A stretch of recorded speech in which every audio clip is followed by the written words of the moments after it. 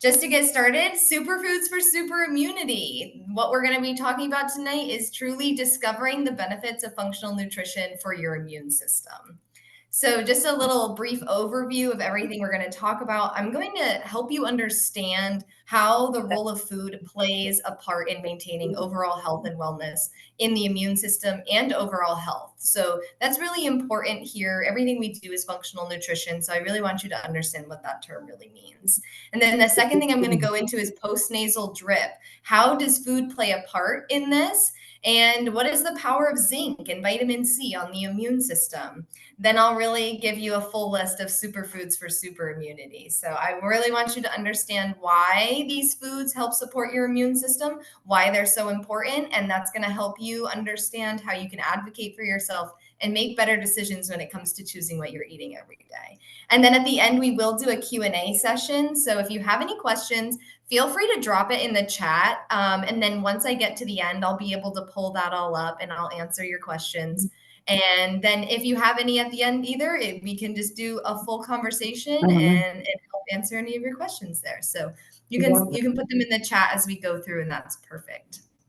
I didn't put through a chat. Just a little introduction. I'm Coach Lily. I'm a functional medicine health coach, and to share a little bit about why I do what I do, ultimately, I am truthfully and wholly compelled to share a profound truth with you, your family, with everybody that you know. And the truth is that a life free from perpetual pain and suffering is truly not a distant dream, and it is an attainable reality. It is within your grasp to transcend the mundane routines of everyday existence. Life is not meant to be boring. Life is not meant to be suffering. Life is meant to be beautiful. And life truly does possess the potential for beauty and joy, abundant with nurturing, delicious, exquisite meals and physical vitality and strength and wellness and support.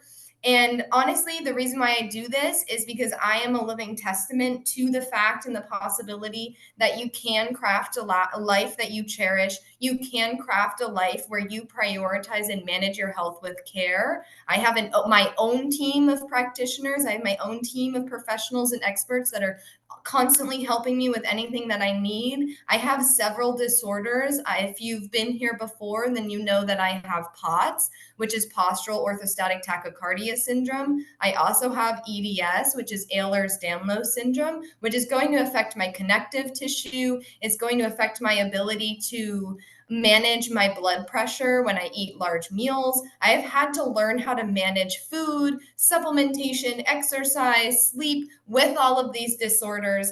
And I've had to learn how to be an advocate for myself. So I'm here to share with you that regardless of what you're suffering with, a life that is happy and beautiful is not unattainable for you, because I used to think that, and I'm really happy that I didn't give up hope. So I'm here to give you guys hope as well. So functional nutrition, what is functional nutrition and where does this term come from? So functional nutrition truly focuses on how whole foods and key nutrients modulate health and process of healing. Nutrition is the cornerstone of functional medicine. Nutrition is very prevention oriented. So what can we do with our food to avoid issues? And then what can we do with our food to make sure that once we do have an issue that we're dealing with it properly, right? Nutrition is very therapeutic. It's all about feeling better. It's all about getting better. And it truly is a form of therapy. Nutrients in foods are really our most powerful multi-targeted biological response modifiers. So what that really means is the tool and the weapon that you have that's the strongest to fight against cancer, to fight against dementia, to fight against anxiety is going to be your food. I can't emphasize this enough. Supplements are wonderful. They're incredible. They're wonderful tools that can really give you a lot. But if you're not getting the proper food and the nutrition that you need, that supplement isn't going to do what it needs to for you. There is no supplement that's a raw carrot, right? There's nothing that can substitute eating whole raw foods there's nothing that can substitute avoiding over processed foods. So it truly is honestly the strongest strength that we have against any kind of scary issue, any kind of concern that you have when it comes to your health. Your biggest weapon is going to be food. And that's why I really wanted to call this whole series Food Warrior, because I want you guys to learn just as much as I have how to utilize food to help all of these issues. So that's really why I'm here today, is because I want you to be able to make these decisions just like I'm able to. So why would you make these decisions, right? And what kind of decisions is it that you need to be making? And really, when it comes to supporting your immune system, zinc and vitamin C are really going to be our two most powerful nutrients that we can get through our food. So zinc is a mineral, vitamin C is an antioxidant. These two items are truly going to be the building block to the food system that you need for that nutrients for that immune system, right? Our immune system can't work without fuel ultimately. And I'm going to tell you a little bit about the differences between deficiencies and maybe when you need extra support. Zinc deficiency has really been linked to an overactive inflammatory response, which damages your tissues. This damages your organs. This causes a lot of issues in your body that you might not even be aware of. And then it affects the immune system. So if you're having an overactive inflammatory response, your immune system is constantly activated. It's constantly trying to fight something off when it doesn't need to be, which means that you're exhausted, you're fatigued, you're working harder than your body needs you to be. So zinc deficiency is very negative and can cause a lot of damage to your body. So we don't want to be deficient in zinc, and we also want to be able to utilize zinc when we need it, right? So zinc supports the immune system functioning, but also wound healing as well. So if you're recovering from surgery, or you've had a car accident, or you're injured, or just any kind of external wound, zinc is going to be one of the most powerful minerals to really help you heal fast. And so it's not just the internal immune system, but it's also the external healing when it comes to wounds. So zinc is really important. It really goes under talked about. And vitamin C, we hear about it maybe sometimes when you're sick, but it's not just necessary when you're sick. It's really necessary for function every day, because vitamin C is necessary for the proper response from both the innate and the adaptive immune system. The innate immune system is going to be that first reaction that we have when our body experiences a pathogen. It's going to be that first line of defense. And then that adaptive immune system, that's the second line of defense. That's what comes in afterwards to make sure that if this is a pathogen we're going to experience in the future, that we are able to build up an immunity to it, right? So there's that first response, and then there's that later on response. And vitamin C is key for both. So if you're deficient in vitamin C, that first response to illness, as well as the adaptive immune response to heal you and prevent it from happening again, it's just not going to work. I'm also going to just turn the light on here for us because the sun's going down. Ultimately, vitamin C is going to be important when it comes to those cellular responses. Vitamin C also enhances the absorption of iron. So if you're iron deficient, one of the best things you can do is start eating or drinking vitamin C along with your high iron food.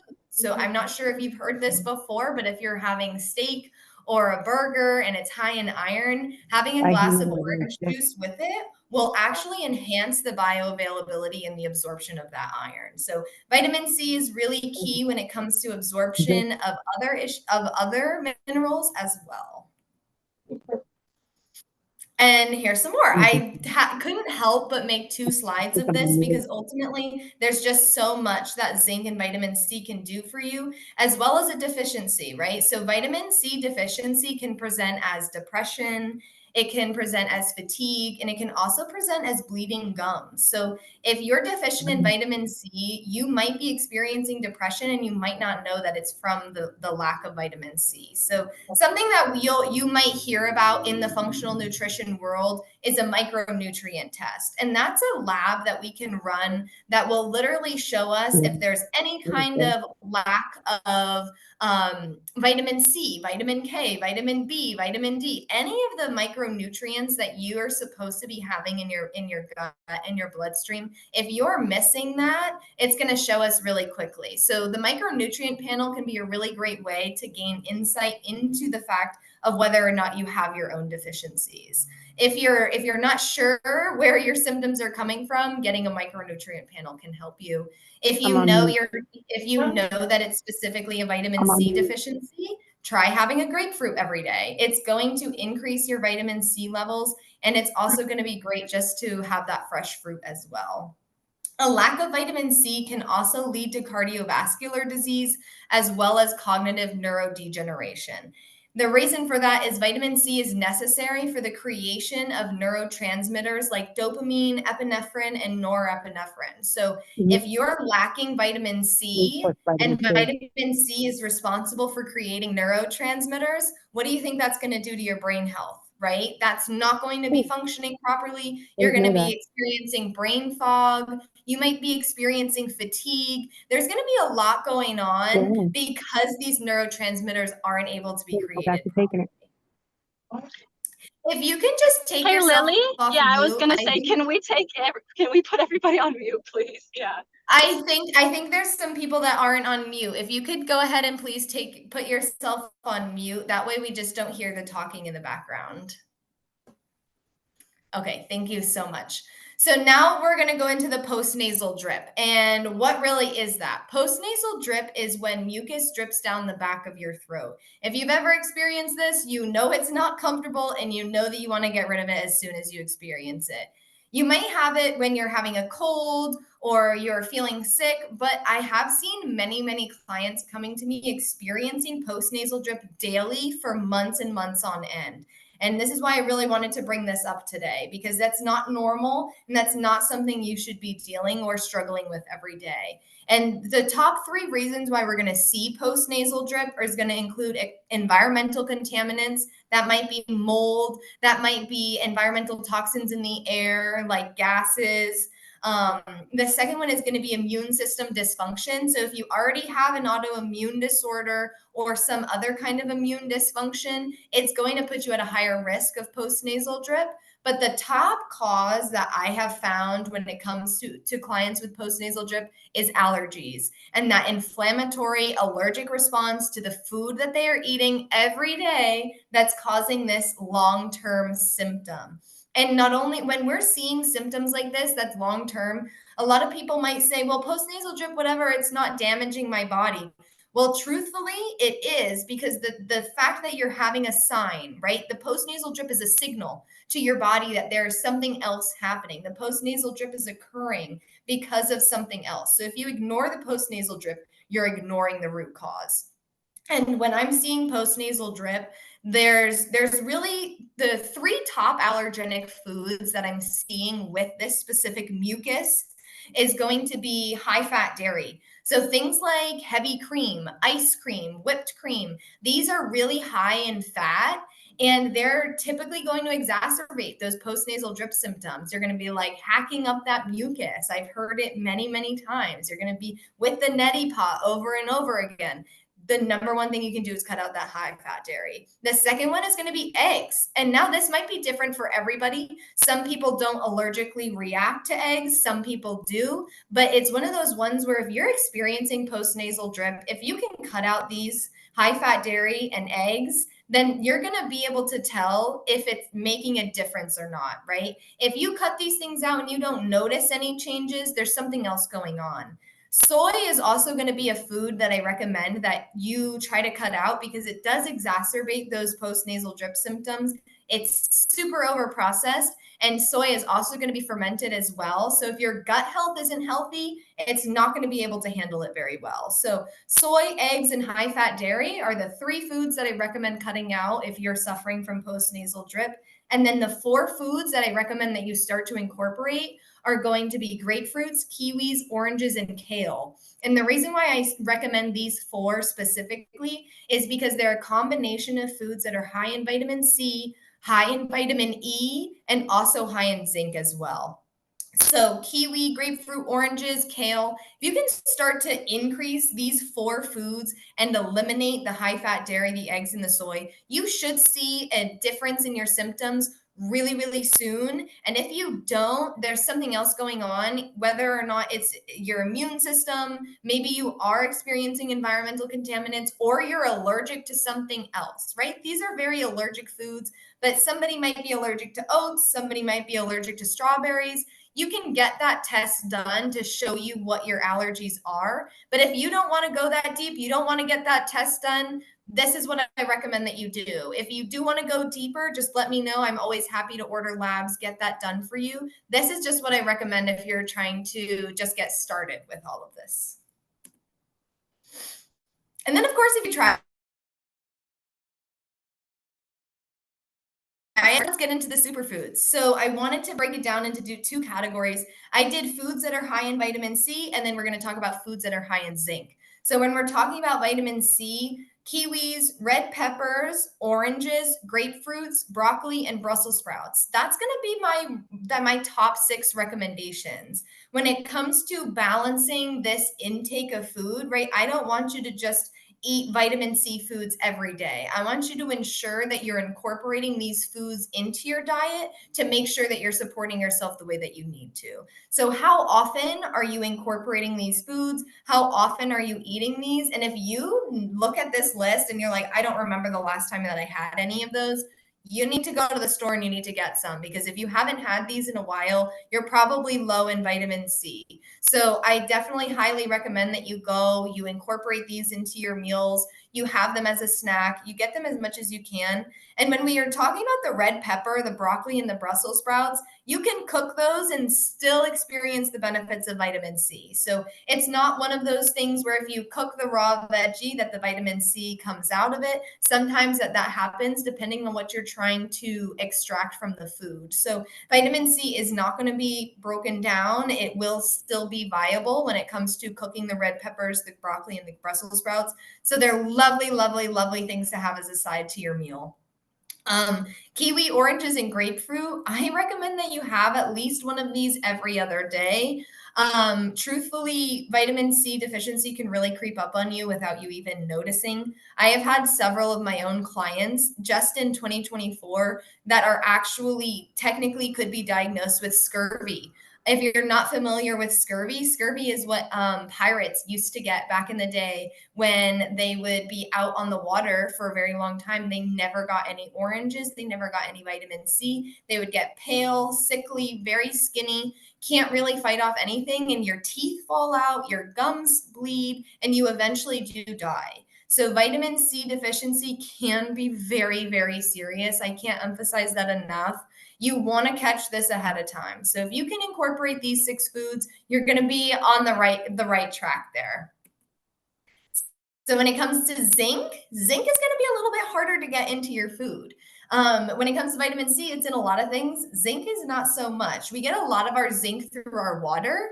And honestly, if you're doing reverse osmosis, which I do see a lot in California and New York and places that are very health conscious, you're actually pulling all of the zinc and all of the minerals out of your water, which can lead to something like a zinc deficiency. So if you're not drinking fresh water with minerals in it, I would highly recommend that you find a way to incorporate minerals into your water, whether or not that's just trace mineral drops or you're supplementing with zinc. I highly recommend you do that, because if you're not drinking it and you're not eating these foods, you probably have absolutely no zinc in your diet. So these are the top foods. Oysters are always going to be number 1. Beef is number 2. Blue crab, pumpkin seeds, and lentils. So these truthfully are going to be high in zinc. And if you incorporate these into your diet every now and then, you really will be okay. But what I'm talking about here is utilizing the food that you have and incorporating it every day so that you know, oh, I definitely hit everything that I needed to. And when I'm trying to ensure I'm getting all of my full range, I really try to use the Eat the Rainbow. And if you've been reading all of my emails that are going out about this webinar, then you might have heard about the Eat the Rainbow. And what I'm talking about is making sure that your plate truthfully has all the colors, right? I want to see red. I want to see orange. I want to see green. I want to see brown. I want to see all the colors because each color is associated with a specific antioxidant. So when you're seeing those things, look at these foods are all bright colored, right? All of these are very bright. All of these are all going to have their own colors as well. So when I'm talking about your food, if you're trying to get a variety, you're trying to make sure you're getting the zinc, you're trying to make sure you're getting the vitamin C, the D, the A, the B, all the vitamins, all the minerals, eat the rainbow and don't eat processed foods.